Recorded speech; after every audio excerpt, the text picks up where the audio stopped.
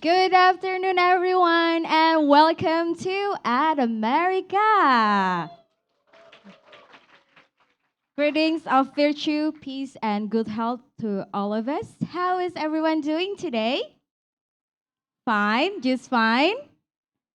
I hope everyone is doing awesome, and thank you so much for coming today because today we will be having an insightful event and also a very special event. And we are delighted to welcome you back to the another series of Meet the U.S. Embassy. Can we give another round of applause for this event? All right, I'm so excited. And for those of you who are new here, at America is the U.S. Embassy's American Center, and we provide a space for young Indonesians to experience various programs to explore immense possibilities and also to express positive emotions. First of all, I would like to introduce myself. I am Hasna, and I'm one of the guides here in America, and I will accompany you all during this event. Today, we will be discussing the U.S. Indonesia Strategic Partnership, extending cooperation to issues of regional and global significance. But before we begin, we have already here two people, wonderful people, who happen to be a moderator and also a speaker for today's wonderful event. First, we have here as our amazing speaker the acting deputy chief of mission from U.S. Embassy Jakarta. It's Ibu Rachel Cooke. And yes, give another round of applause, please. Okay, and next one, we also have here as our lovely moderator, the Cultural Affairs Attaché from U.S. Embassy Jakarta. You can also give another round of applause. Okay. In the last episode, we have listened to the knowledge and insight with the U.S. Ambassador to Indonesia, Mr. Sang Kim, regarding to U.S. Indonesia priorities into 2023. Now we have our speaker over here and also our moderator over here to discuss more about the U.S. Indonesia Strategic Partnership. With that, to begin the session, I will pass the floor to our amazing moderator, Ibu Emily Norris. Selamat siang semua. Selamat datang di Ad America. Siap? Yay! Okay, we're so excited to have you all here today to discuss the great partnership between our two countries. I am very honored to introduce our speaker today, Minister Counselor for Public Affairs Rachel Cooke. She has for 30 years been building bridges between Southeast Asia and the United States. And she is currently the Minister Counselor for Public Affairs at the U.S. Embassy in Indonesia, managing all of our outreach to the Indonesian public across the whole archipelago. She previously served as our Consul General in Perth, Australia, in leadership positions in our Bureau of East Asia and Pacific in Washington, D.C. She has also served in Malaysia, Tajikistan, and Kyrgyzstan, and started her government service as a Peace Corps volunteer in Thailand. Prior to joining government service, she worked also for the Environmental Protection Agency and for NASA. And prior to that, she studied marine biology and has a master's degree from environmental and management and public policy from Indiana University. And she's originally from New Jersey, the great Garden State. So without further ado, I'm very honored to welcome Rachel Cooke as our speaker today. Thank you, Emily. And Emily is our fantastic cultural attaché at the embassy, overseeing all of our cultural educational programs, grants to small nonprofits, and exchange programs and speakers. So lots of great things. And doesn't cultural attaché sound like a great job title? Great to be the cultural attaché. Thank you very much, Hasna. And welcome, everybody. Selamat siang. And welcome to At America. Have you guys been here before? Or have any of you been here before, or is this new? First time for a lot of you. Well, welcome. We love this space. We love At America and being able to interact with you directly, right? With students, with people who are interested in the United States. And this is new for us since the pandemic. I have not had the opportunity to do events like this up until now because of the pandemic. I've been here for nearly 3 years. I arrived in the spring of 2020, so not long after the pandemic began. So, in almost 3 years, I haven't had much of an opportunity to interact directly with students like you. So, I'm so glad to see you here today from Institute Pertanyaan Bogor. And I know we have a lot of other people joining us online. So, hi in the video camera to people who are joining us online. And we're just so happy to be here with you today. So, as Emily mentioned, I'm basically like you. I was a marine science student.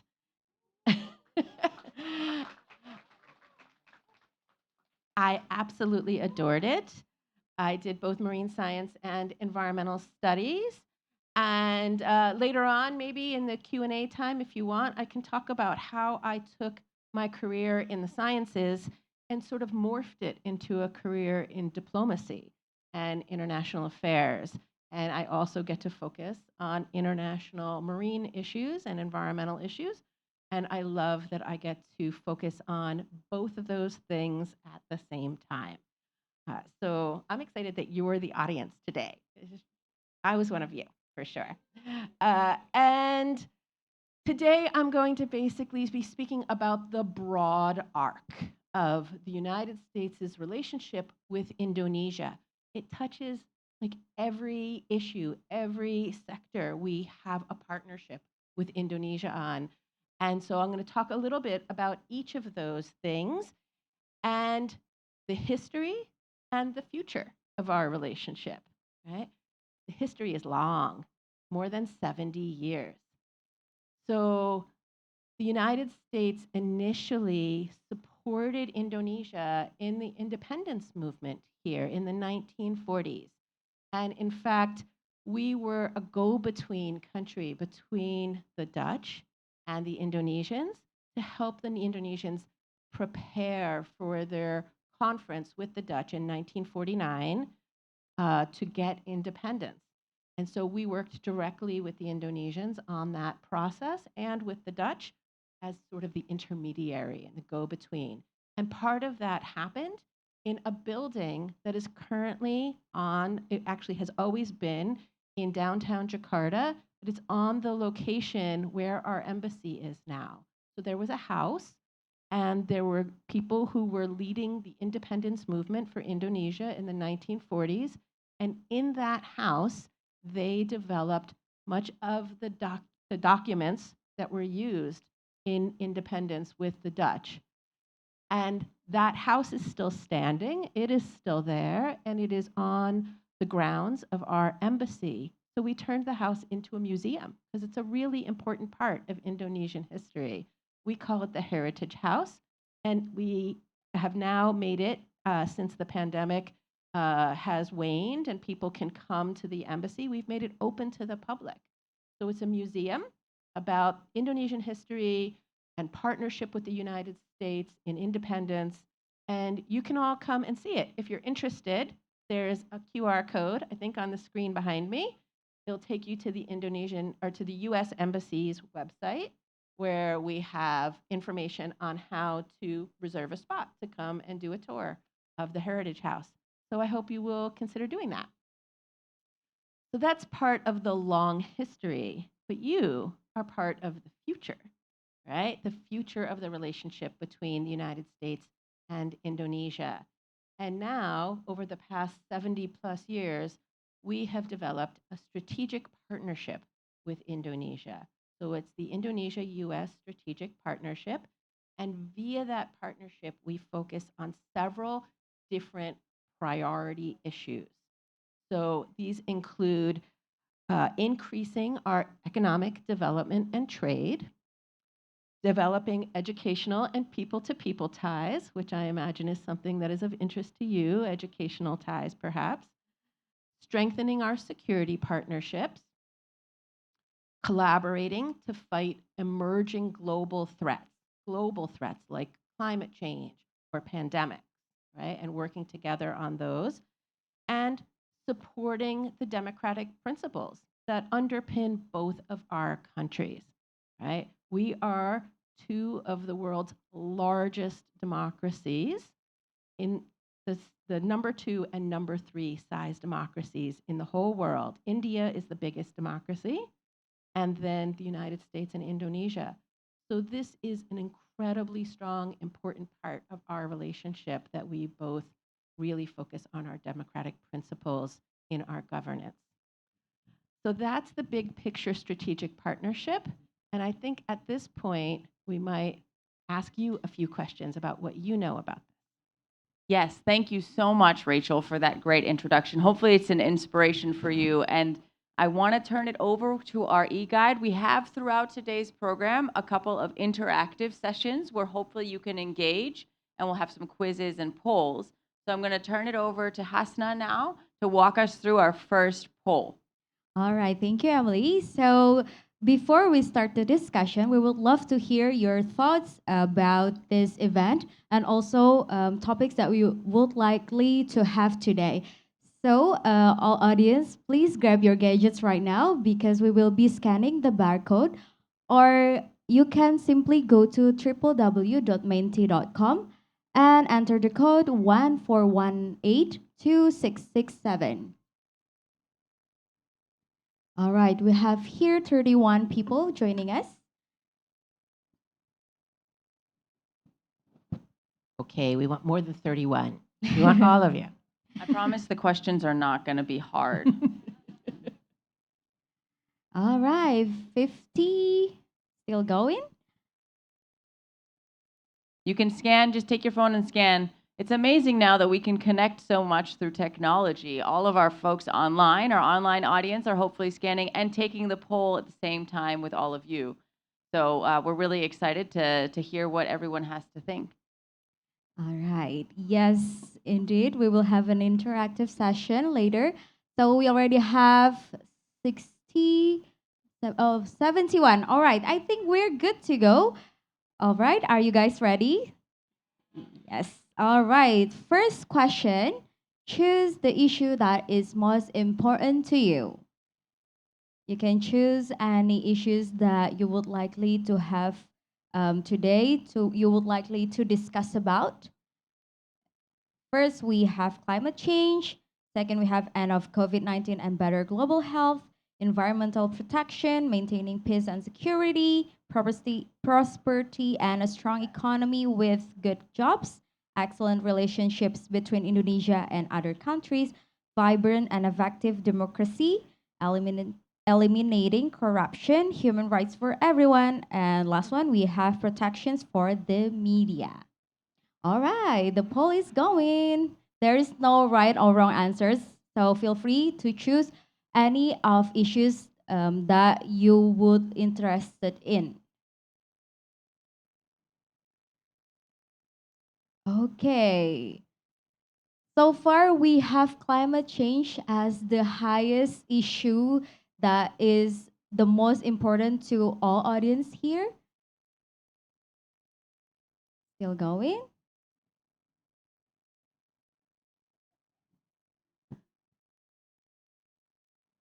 Okay. Okay. I think It's- that's pretty clear. That's a pretty long line there for climate change. And then the Yes. second one is environmental protection. I'm sensing a theme here. Yes. Yes.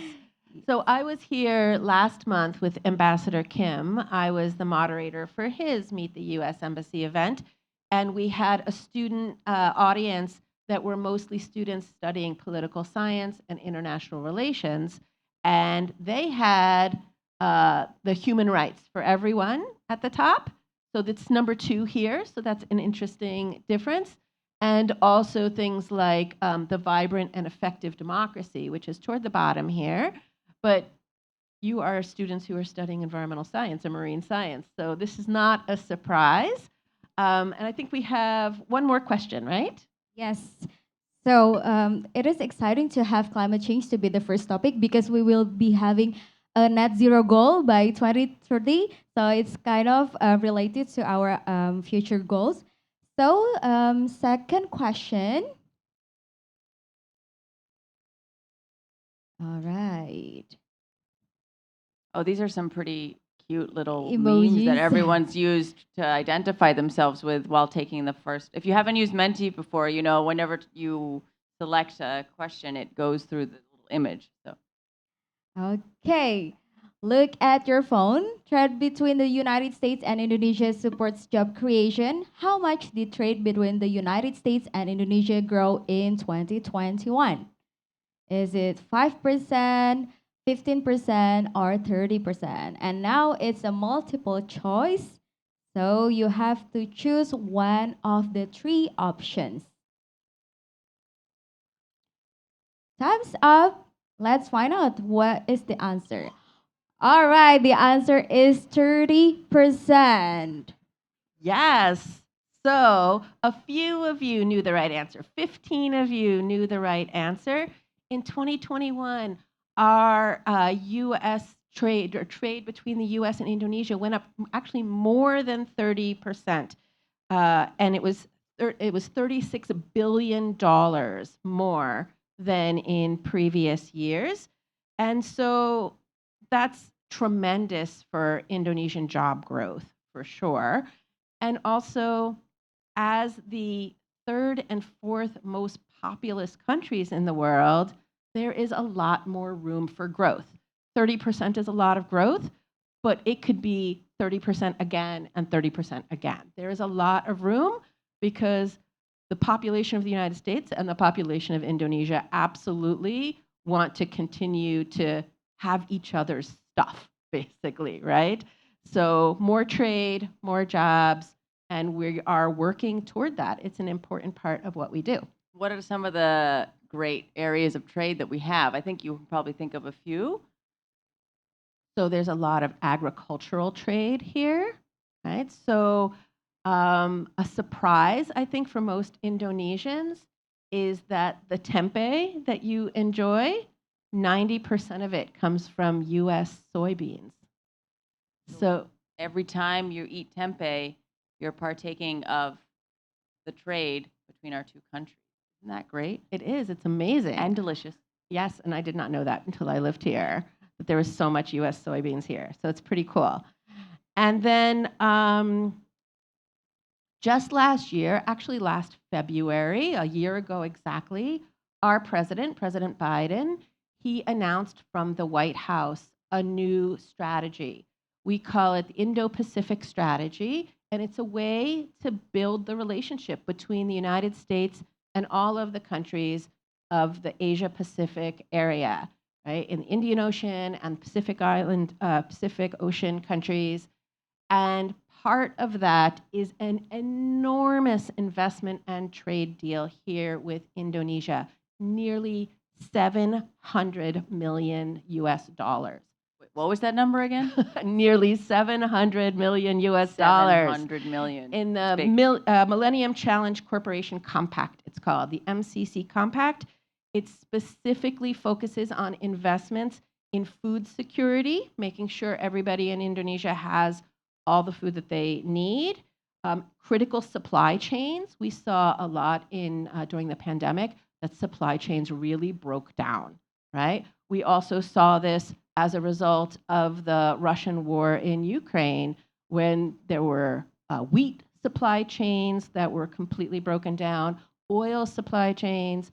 So the $700 million investment is in food security, critical supply chain security, also Coast Guard capacity building. You know, there's more than 17,000 islands in Indonesia. I know that you know that. You need a really strong Coast Guard. There's a lot of coastline. So part of this is Coast Guard capacity building programs and several environmental programs. And I can talk a little bit more about those in a minute. But I think we're going to go. So hold also. I do want to remind everybody in our audience that this is just the introduction. We're going to spend most of our time hopefully answering questions from you all. So think about these issues that Rachel's raising or the things you've set in the polls, and make sure that to raise your hand at the end of the program so we can have a bit of a dialogue and hear questions from you. But before we get to that, I think we have another set of questions that we want to go through just to get a sense of what's interesting for you and what people think. So I'll All take it away. right. Another interactive session. Simply go to our Menti again. Just scan the barcode or go to menti.com and enter the code 482109116. I would suggest you to stand by your gadgets because we will be having an interactive sessions, more than one session, because we would likely to know what is your thoughts, your concerns about the global issues, especially in the U.S. and Indonesia.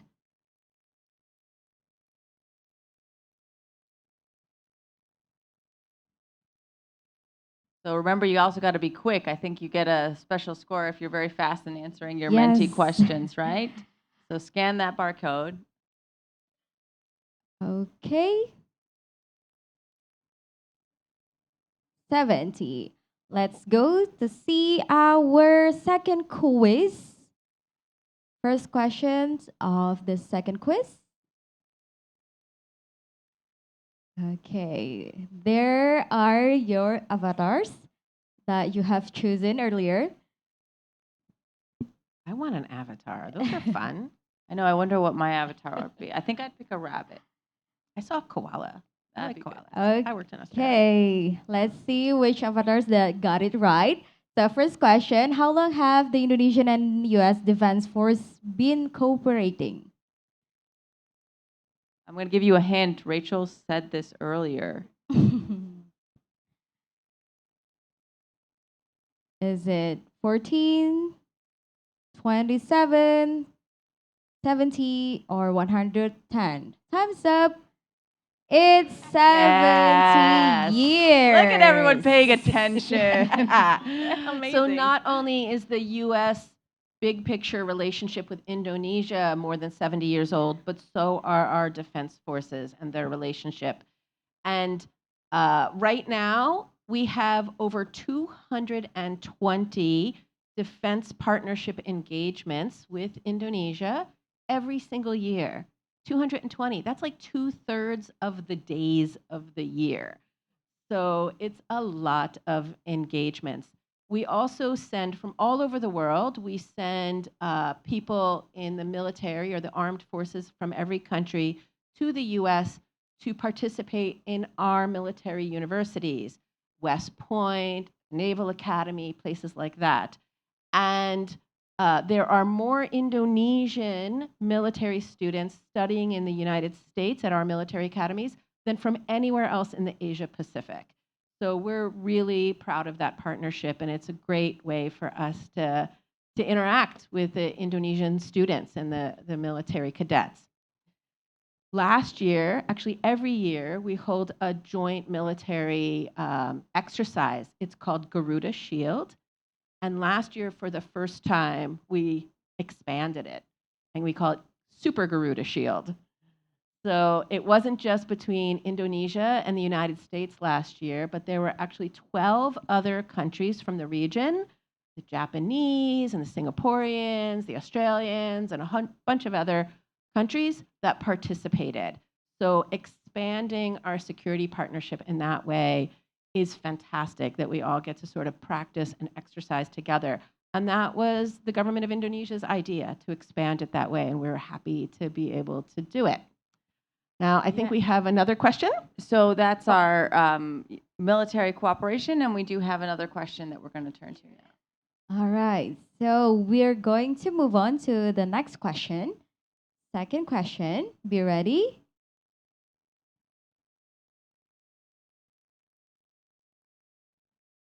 Answer fast to get more points, indeed. Okay, last year, Indonesia hosted the G20 summit in Bali. President Biden, President Jokowi, and others announced the launch of JETP. JETP stands for, take a guess and let us know by submitting your answers through the app. Is it Just Energy Transition Partnership? Justice for Everyone Together in Peace? Jakarta's Evolving Transportation Partnership. I don't know, as environmental students, maybe I thought more of you would know this. It's the Just Energy Transition Partnership. What does that mean? So What does that mean? It's a good question. What does that mean, the Just Energy Transition Partnership? Let's start with the word just, right? Just is the same root word as justice, right? So it means that it's fair. It's a fair partnership. Energy transition, from the perspective of Indonesia, this is Indonesia moving into renewable energies, right? More and more energy for Indonesians throughout Indonesia from renewable sources. And then it's a partnership. And it's not just a two-way partnership. It's not just the United States and Indonesia, but Japan is also a part of it. So it's a tri-part partnership. And so Prime Minister Kishida, along with Presidents Jokowi and Biden, announced this at the G20 summit back in November. And so this is a 20 billion US dollar partnership. It's a package, a financing package that will deliver strong emissions reductions. It's going to drive sustainable economic development. So there'll be whole new sectors of the economy for jobs in green infrastructure, green energy, and it basically is kickstarting Indonesia's clean energy future. And you all know renewable energy is the energy of the future. There's no real other option. That's the way it will go. So we're very proud of this partnership, and it's huge, $20 billion. It's amazing. So let me get this straight. This partnership is 3 countries coming together to work together to finance projects for the future where we can address those 2 points you talked about earlier, right, that you all said were the most important, environmental protection and climate change through JETP. What's JETP again? The Just Energy Transition Partnership. Partnership, right, yes. Right. Got it. I've had the opportunity to work on renewable energy transition really my entire life. It was part of what I studied when I was at university, and I've had the opportunity to work in this sector and on these issues for decades. I think it's tremendously important, and you can see real progress. When I was your age in university, even something like getting solar panels for your home was so unaffordable. People couldn't do it. It was too expensive because the technology was so new and it was just not available to people. Go ahead 30 years to a couple of years ago when I was in Australia, I helped work on a project to bring American and Australian researchers together to develop the world's first wave energy machine. And there is a town in Australia, a coastal town of 30,000 people that has connected their grid, their energy grid, to this wave energy device. You know, the sun only shines on sunny days and in the daytime. The wind only blows when the wind blows. But the waves are 24/7, 365. And if you are a coastal town and you can pull your energy from those waves, all of that potential and kinetic energy that is built into waves as they hit the shoreline, it is a game changer. It's a game changer for every small island country. It's a game changer for any big island country that has thousands of islands. When you have people living on those islands who are reliant on diesel power, like generators that are awful for the environment, or they're reliant on coal-based energy, natural energy from the waves and from the sun and from the wind, it makes all the difference in the world to these places. So I'm excited about what JETP has in store. And for students like you who are studying environmental and marine science, these are the jobs of your future, absolutely, to work in renewable energy. And I think it's super exciting. That's amazing. So you're telling me we can, the things we surf on, the waves that we fish in, can make our ACs run and our lights turn on and charge our cell phones. That is pretty amazing. It is. That It's is super cool. really, really amazing. Okay, we have one more set of questions. I'll do a little bit of talking about those questions, and then we're open to free questions. All right, back again to the questions. Let's start scanning the barcode and go to minty.com with entering the code 4228555. I'm still fascinated by this wave thing. I can't get over it. I would be amazing for a country like Indonesia, particularly with so many islands, and for us, for our Yes, big coasts in the U.S. absolutely. It's incredible. I did my first research on this when I was an undergrad, and I calculated how much energy was in a single wave if that wave started in California and went to the Philippines, because it's straight all the way across the Pacific Ocean. It's the longest stretch of ocean anywhere in the world. Wow. And how much energy could you literally get out of one wave? It's tremendous. And then they come like every 3 seconds. This is the future, guys. I mean, we have all our science. I do not come from a science background, so to me, that's really incredible. So hopefully, there's a lot more that can be done in that realm, and with JetP and other investments, our partnership, we can work on them together. Yes, we're good to go. Okay, let's see. So there is a passage. The government of Indonesia led a strong response to COVID-19 over the past several years. Indonesia's Bio Farma launched Indovac, Indonesia's first domestically produced COVID-19 vaccine. All right. And the question is, ooh, here comes the avatars again.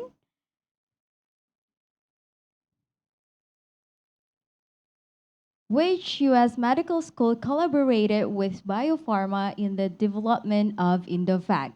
Is it John Hopkins? Is it Harvard, Baylor College of Medicine, or University of Minnesota?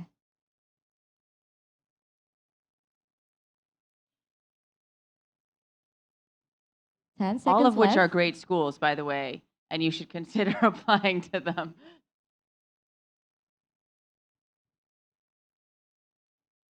Time is up, and the answer is Yay! The majority of you got it right. Excellent, excellent. So during the pandemic, for certainly the first couple of years of the pandemic, the U.S. donated over 100 million doses of Pfizer and Moderna vaccines for Indonesia, and it was a big part of our relationship and our partnership to help squash the pandemic, for sure. And this builds on more than 50 years of health partnership with Indonesia, right? This is something that has been a priority for us for decades and decades. We have provided more than $1 billion in health-related assistance to Indonesia in just the past 20 years.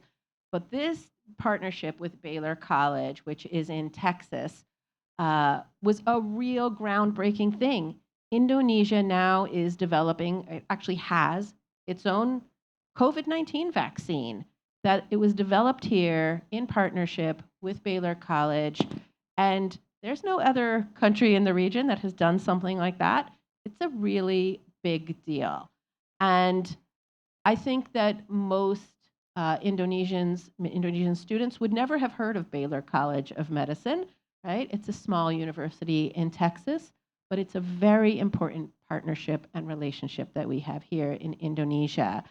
And while I'm sure you have heard of Harvard University and perhaps you've heard of Johns Hopkins, one thing that not a lot of people know is that the University of Minnesota Medical School is where the very first heart transplant was ever tried. So they developed that technology, that capacity to do heart transplants back in the 1970s at the University of Minnesota. And it's still, to this day, one of the best medical schools we have in the United States.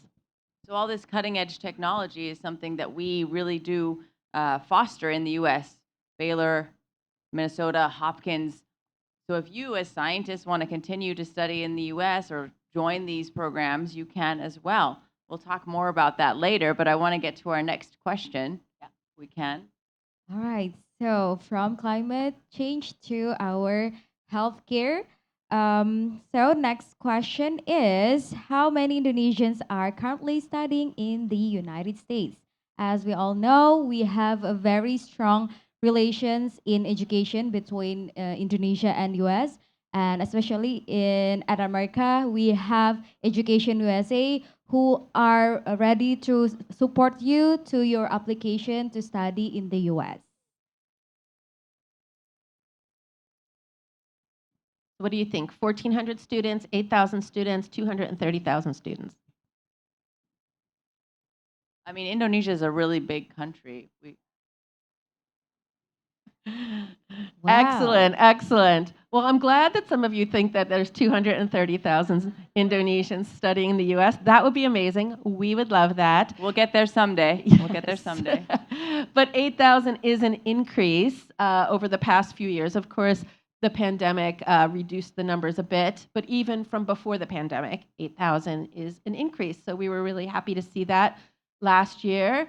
Now, last year at the U.S. Embassy, we actually gave out more than 90,000 visas for Indonesians to go to the United States to study, to go to Disneyland, to go to a business conference, to go visit family and friends, right, for a really wide variety of reasons, or to work. We have work visas, right, all of these kinds of things.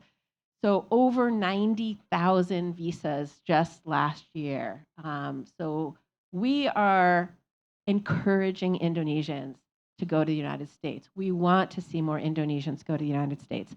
We want to see you study there. We want to see you have fun with Mickey Mouse, right? All of it. And studying there, I would imagine, is the thing that you are thinking about the most. So as Hasna said, here, right here at America, but also online and throughout Indonesia, we have a program called Education USA. Oh, and it's on the screen behind us now. So you can see the red spots where we have Education USA offices, where we have counselors.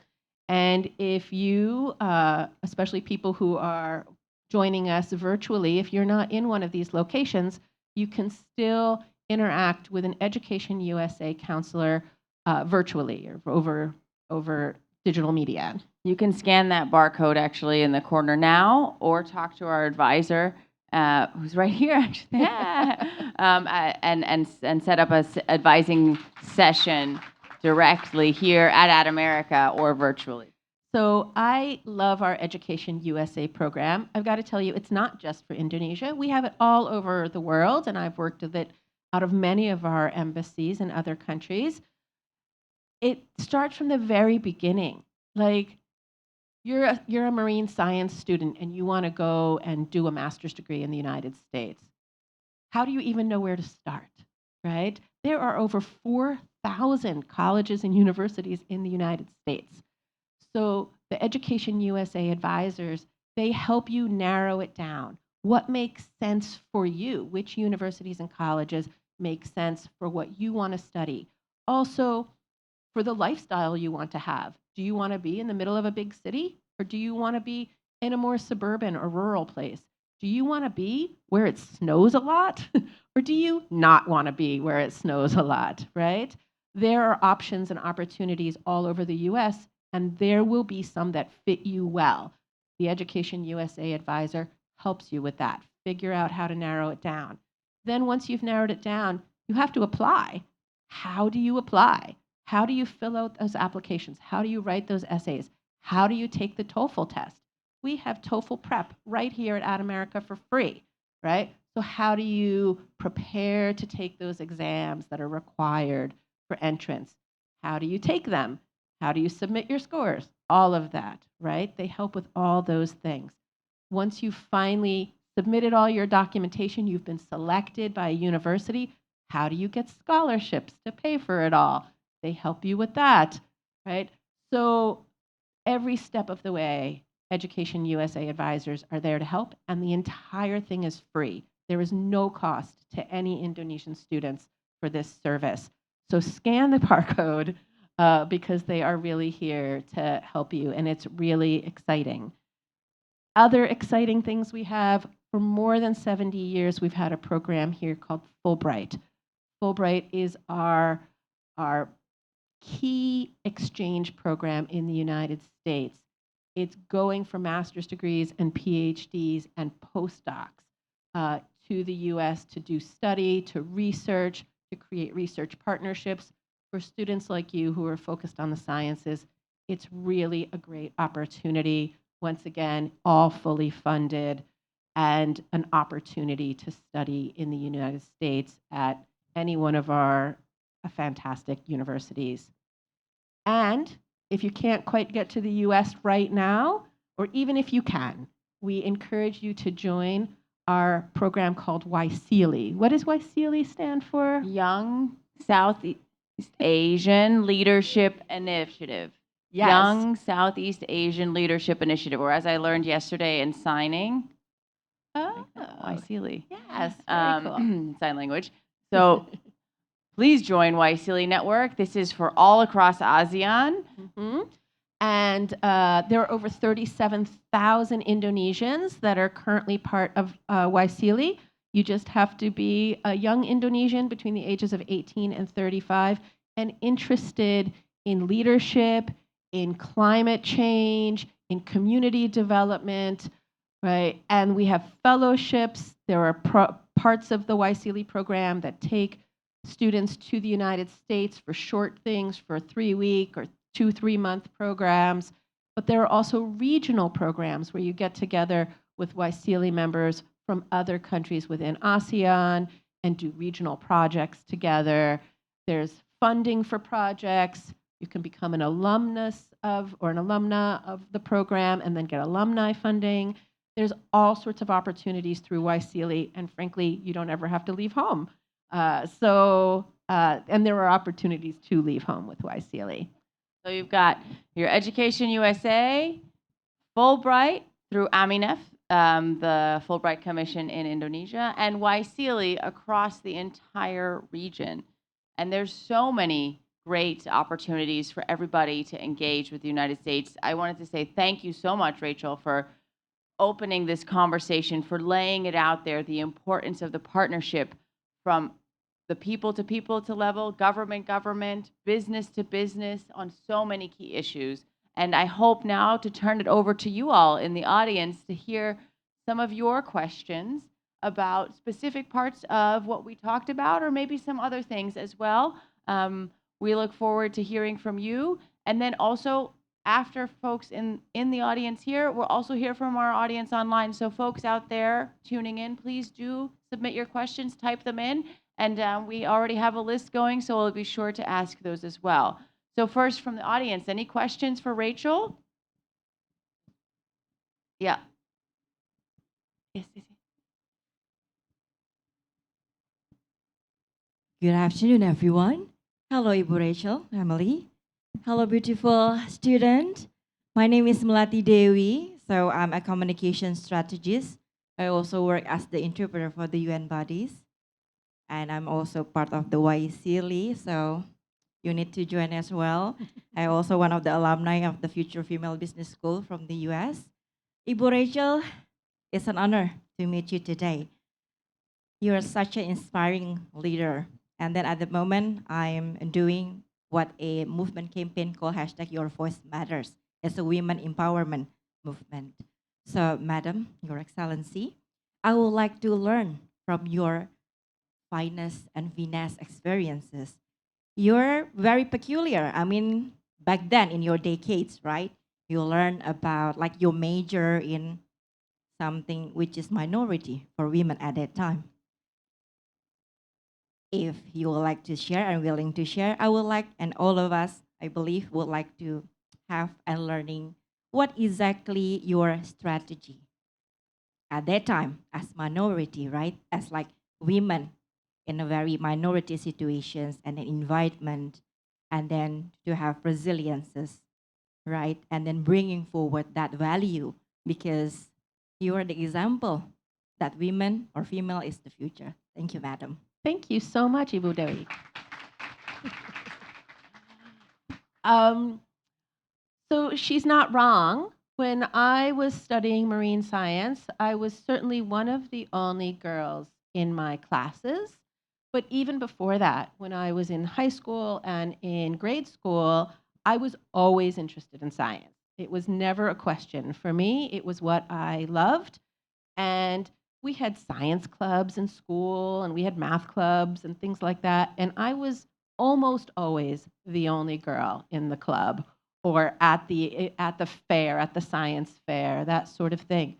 But it didn't bother me. I kind of liked it in a way. I liked getting to like shine attention on the issues that I was interested in and get attention for those topics. And it never occurred to me, honestly, to be like upset or concerned or feel left out because I was perhaps the only woman in the room. It just didn't bother me, right? I didn't let it bother me. I was excited about the work I was doing and I was happy to have the opportunity to do it. Everybody should have the opportunity to do the things that they are passionate about and that they love. I would say even today, right? There, I'm oftentimes in a room, perhaps I am in a diplomatic negotiating room or something like that. I am oftentimes the only woman in the room. That is okay. It really is, right? I want to see more women in the room, but it does not bother me to be the only woman there. And I certainly encourage other women to go after what they want. I was lucky. I grew up in a place, not all of the United States was like this at the time I was a kid, but I grew up in a place where people did not say to me, women don't do science, girls don't do science. People were surprised by my interest, but nobody turned me away. Nobody said, you can't do this. And so I just kept doing it and kept doing it and kept doing it. And I certainly encourage all of you to go after what you want, all right? If you care about something and you want to work in that field, then that field will be lucky to have you. And you should certainly not turn away from it because you're a woman, right? Go for it. So yeah, keep on.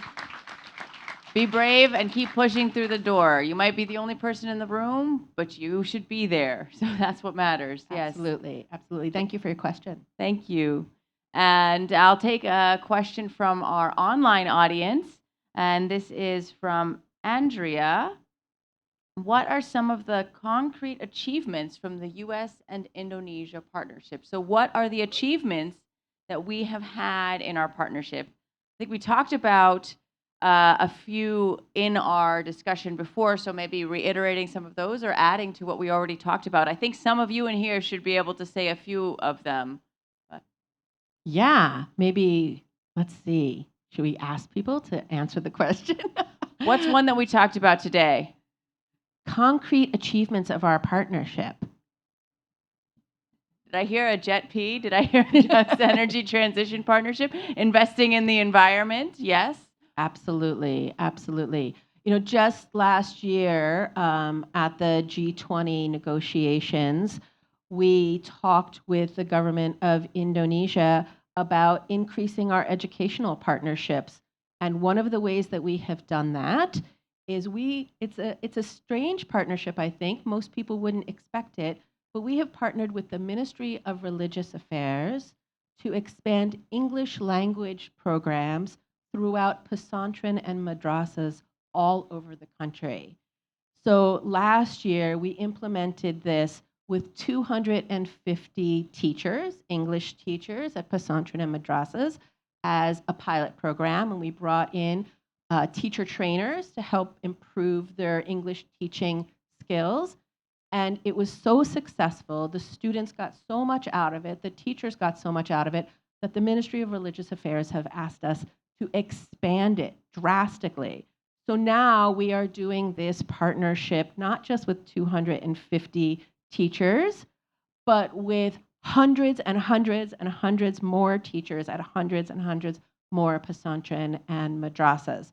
So that's a specific, actual thing that is happening right now because of conversations that we were having last year at the G20. So that's kind of an exciting achievement, and it continues. And we're seeing the benefits with the students already. We also have a program that's specifically for English teaching. It's called Access. So it's the English Access Micro Scholarship Program. It's specifically for students from high school age, usually 14 to 16 or 17 years old, 2 years straight of dedicated English training and classes in specifically kind of more rural parts of Indonesia, areas where the students wouldn't have access to English classes very easily, or perhaps they wouldn't be able to afford private English classes. And so this is a program that we started several years ago, and it has expanded and expanded and expanded. Many of those high school students now are YSEALI members. They were in the Access program when they were in high school. Now they're university age or older, and they're YSEALI members, and they're applying for our exchange programs as well. So those are very specific, concrete achievements, things that are happening right now. And there's a lot more going on as well. I think actually we probably don't have time to go through all of the achievements in health, in environment. I mean, rebuilding coral reefs and building roads after natural disasters and the security cooperation, et cetera, et cetera. So what I will say is if we can put the barcode up that was there at the beginning, again, that's our U.S. Embassy barcode. All of the information about all the work we do in Indonesia, you can find there. So you want to find out about achievements in the health sector, you can go there. For our scientists in the room, you want to learn about what we're doing in science cooperation, you can go there and see all the great research collaboration or development collaboration or energy work we're doing on renewable energy. You can see it right there. So that barcode, scan it, all of the history of our relationship is there and the concrete examples of what we've done together. I want to take another question from the audience. I saw, yes, the gentleman right here. Assalamualaikum warahmatullahi wabarakatuh. Good afternoon, Miss. First of all, let me introduce myself. My name is Muhammad Duyanto. In majoring, I'm a student of Marine Science and Technology Department of Faculty of Fisheries and Marine Science, IPB University. It's an honor for me can sit in here and hearing about the in U.S. Embassy event right now. So I have a question. My question is, we can see and look together if USA is a superpower country in the world. It's like from democracy, defense, economics, sociality, or more. And why is that in every international issue that concern many interests of world life, the USA is always taken pioneer role. And what things can we take and apply in our life to become pioneers? Because USA role is to be a pioneer in every activity. Maybe it's enough from me, and I hope we can meet again, maybe in another event. I hope we can meet again in your country, in USA. I mean, I hope so too. that's all from me. Thank you. Wabillahi taufiq wal hidayah. Wassalamualaikum warahmatullahi wabarakatuh. Yes, thank you. Thank you. So you need to go, you want to go to the U.S., you need to go talk to Education USA afterwards, find out some good opportunities for you for sure. So how has the United States, what about the U.S. is what makes us a pioneer in so many fields? That's a Yeah. great question. Yeah. You know, I would say from the very beginning, the U.S. was a pioneer country, to use your word, pioneer, right? Almost the entire population of the United States can trace our roots back to immigrants, right? People who were pioneers. Can you imagine how terrifying it would have been in 1800 to leave your home country and get on a boat across any ocean, the Atlantic, the Pacific, and hit storms, and there were sicknesses and all of this, and then land in a new place where you don't know anybody, you don't know the language, you don't have a job, and start a new life, right? These were real pioneering people, people who really wanted a new start in life and created a new start in life. So I think, one, we're lucky that we have that background, right? I know my family's history. I know where my family came from and why and when. And it's sort of exciting. It's exciting to try those new things, although it's also very scary. And then how and why are we involved in so many things? I think, to me, it's sort of, if you have the opportunity, it is important to do the right thing. It's important to speak up when other people are not speaking up. It's important to step in and help when other people either cannot or will not, right? And so I have that opportunity because of my circumstances of when I was born and how I grew up. I have that opportunity. So therefore, to me, it is my responsibility to utilize that opportunity to do what I can around the world and with people. And so if you feel like you have that opportunity, not everybody does. Certainly there are plenty of people around the world who do not, right? But if you feel like you do, then I think it is on you. It is your responsibility to do the pioneering things that you can do to try to help in your community and step up or speak up perhaps when other people cannot step up or speak up. And so I think that is a mindset in the United States writ large. Not everybody feels that way, but a lot of people feel that way. And certainly my job includes that, right? And for all of us who work in diplomacy, that's the goal of diplomacy, right? Is to build partnerships and make things better over globally with our partners, international partners. And I feel very lucky that I get to do that every single day. It was a really great question. If I might add and then transition with that question to our next one, I think another point in that is that we are both large democratic nations that are built on diversity and inclusion. Bhinneka Tunggal Ika, e pluribus unum, right? As democratic nations, we create opportunities for people to be pioneers. That's why it's important to uphold the democratic principles of our nations. And it's one of the things which bind the United States and Indonesia together, which brings me to my next online question from Tiara, which is, what is the role of the United States in supporting Indonesia's development as a democratic country, right? We're both large democratic countries. Great question. Thank you so much. And what do you think, the Rachel? role of Indonesia The role of the United States in supporting Indonesia's development as a democracy. Oh, I think we just continue to work with Indonesia on all elements of democracy. And it's not easy. We learn a lot from Indonesia. Democracy is really hard when you have 17,000 different islands, right? And people who speak many different languages and all of that. It's hard to ensure that everybody has a voice, that everybody has a say. That everybody has an opportunity. That is definitely hard. And we see some of the successes that Indonesia has around the country, and we can take from those and learn from those. And then also we work with Indonesia on any elements of democracy. So in the very first poll question, one of the answers that you could have answered of what's important to you was basically freedom of the press, freedom of the media, right?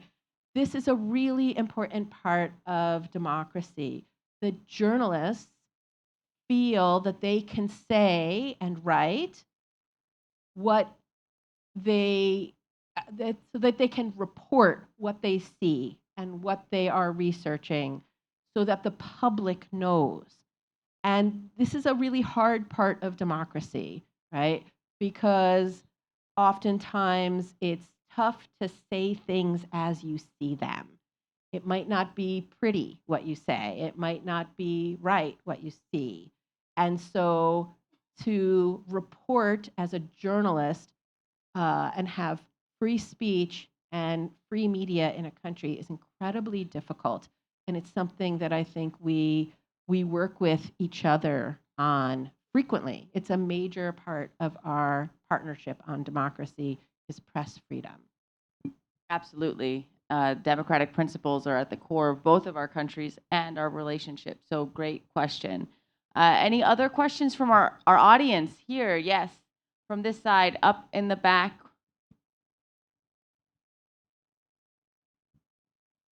Okay, good afternoon. My name is Lutfia, and thank you. It's such an honor to have this an opportunity.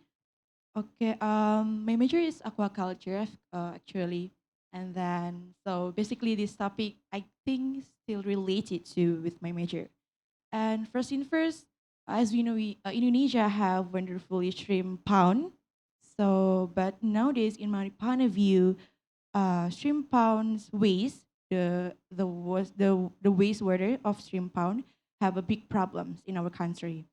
And then uh, what I mean to say is how to educate these people or companies that are not being aware of our future because they just thinking about the profit, and not thinking of and with have a mindset of our future. I think, of course, the shrimp pond waste can be dangerous for environment, basically, for the ocean, because it can be affect of the diversity of the ocean, right? And maybe you can share your thoughts about how to maintain it. And as a student college, maybe we are. Thank you. So specifically using the example of shrimp farms and the waste from shrimp farms in terms of how companies deal with environmental issues and what we can do about that. Absolutely. So oftentimes with large scale farming issues like this, the solutions are found in with small scale operations. So there might be a way, for example, to use the waste from the shrimp ponds, the shrimp farms, that a small scale shrimp farmer has figured out.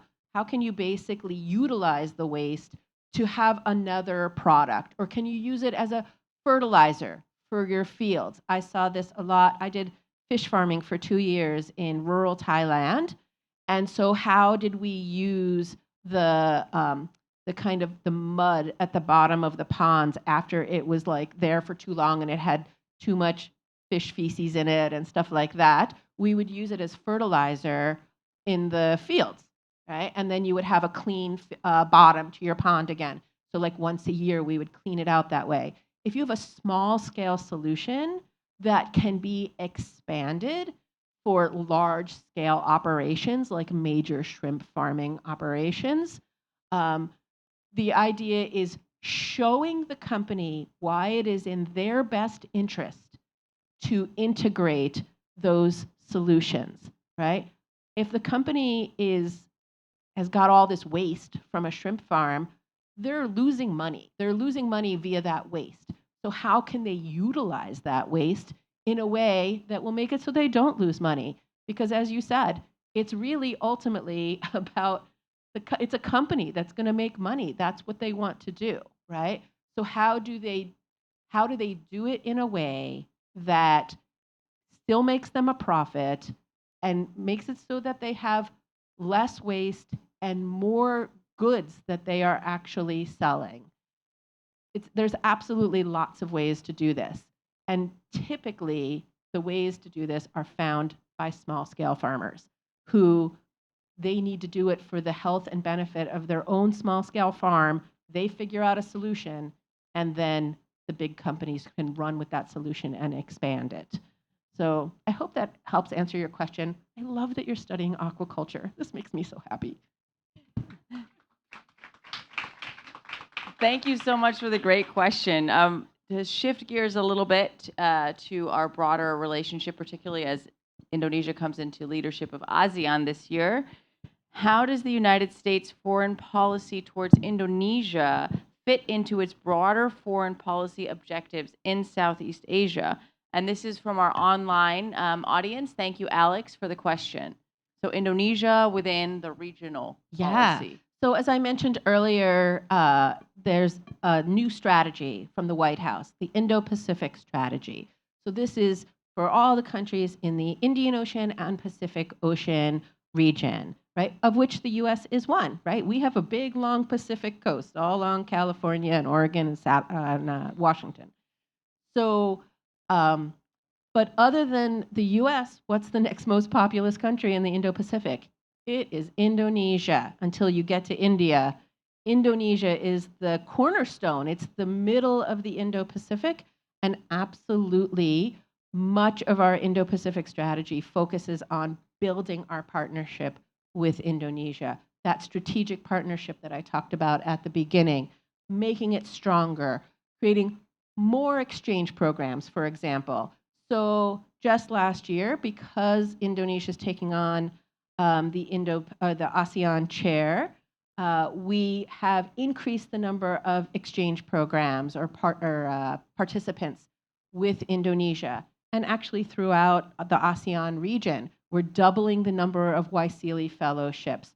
We're increasing the number of Fulbright scholarships.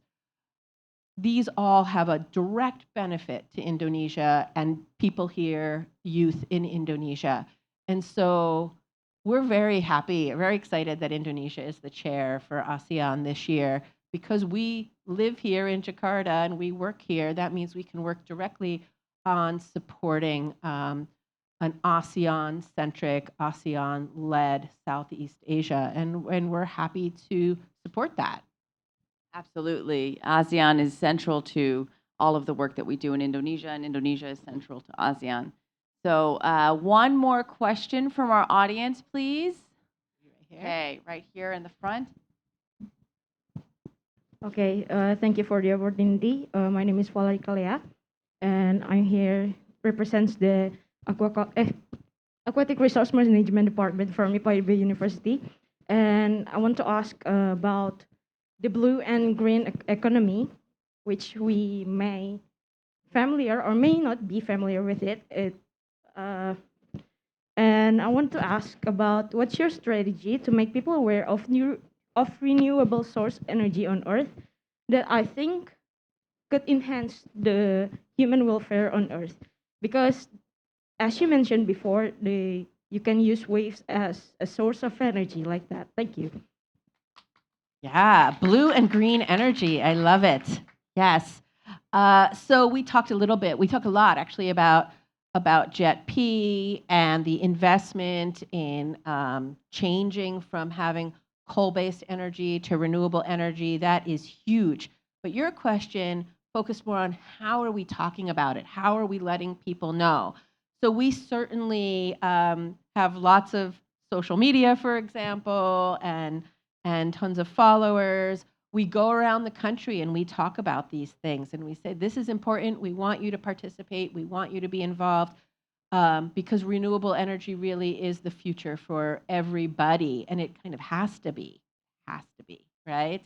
But then also, when you're talking about blue and green economy, it makes me think about things like mangroves and oh my gosh, I'm forgetting the word in English. The reeds that grow under the water, like kelp and seagrasses, right? Seagrasses are the world's largest carbon sink, right? Most people have no idea that a seagrass is important, but there is more carbon held in seagrasses than any other plant on the whole planet. And yet, oftentimes when we are developing a coastline, the first thing that is destroyed are the seagrasses, right? They just take them all out so that they can kind of develop the coastline.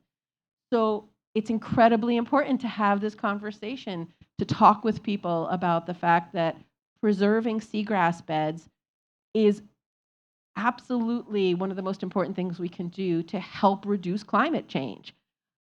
So how are we telling people? Every way we can, right? And I talk about it all the time.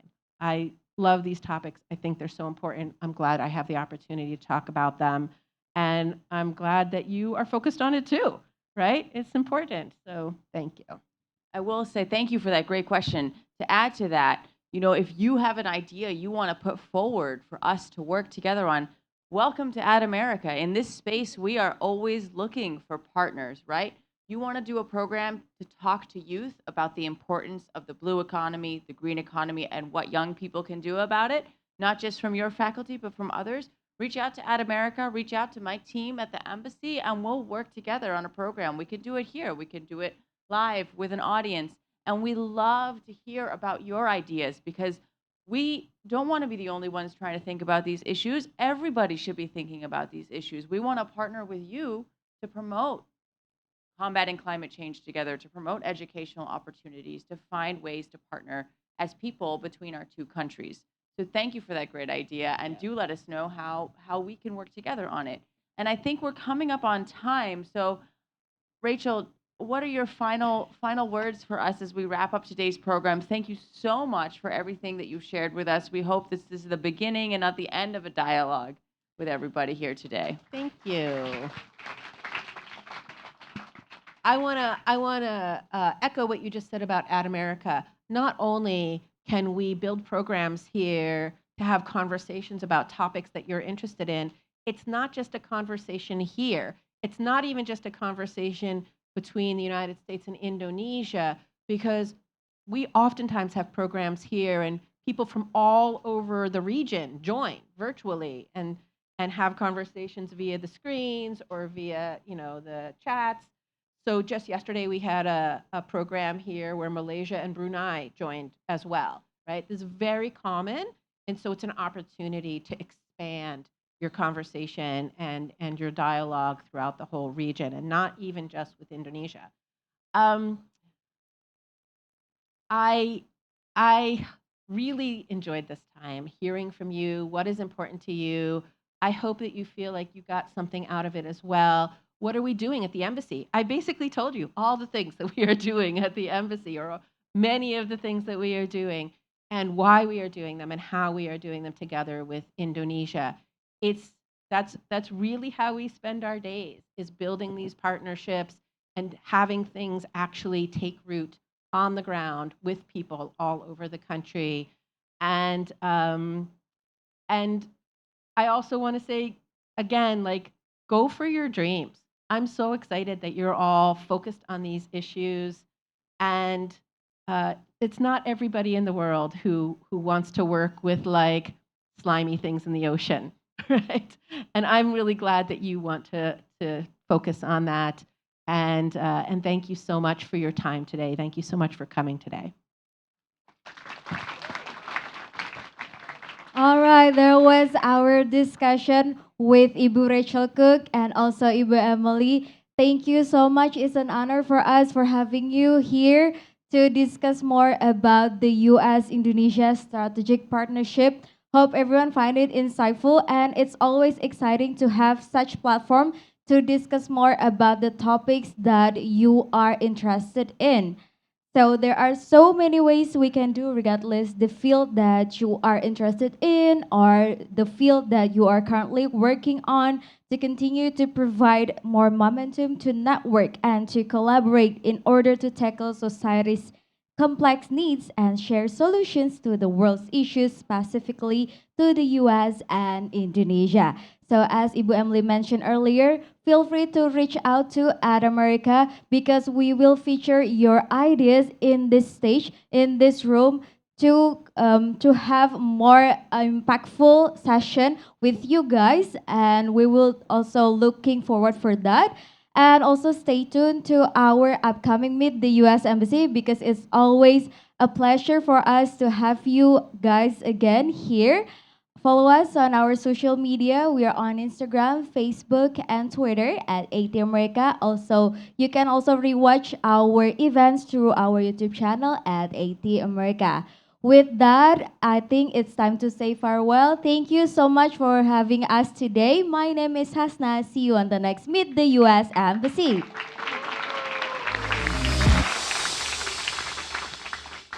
we do a photo? Let's do a photo together. together. One in here. We'll do one in the middle. One in the middle. Oh, okay.